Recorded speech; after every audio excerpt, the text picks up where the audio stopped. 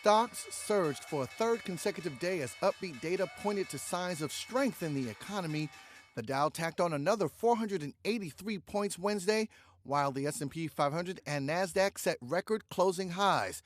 But given the pressure on China, the world's second largest economy, from the coronavirus outbreak, some are wondering if investors are overly confident Beijing can limit the financial impact.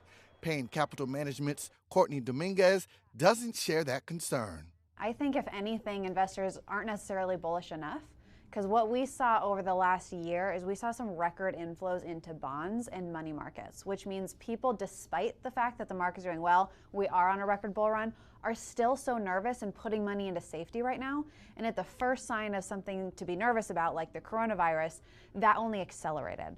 Employment data set the positive tone for the day. Private sector hiring rose far more than expected in January, according to payroll company ADP. Solid numbers from the services sector kept the jovial mood going. Business activity outside of the manufacturing industry hit a 6-month high in February, data from the Institute for Supply Management showed. But a number of individual stocks were left out of the Wall Street rally. Tesla shares, which have been on a tear, tumbled sharply in their biggest one-day fall in 8 years. A senior executive warned the coronavirus outbreak in China would force the electric car maker to delay deliveries of Model 3 cars made at a plant in Shanghai.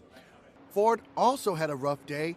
Investors responded negatively to the automaker's weaker than expected outlook for the year.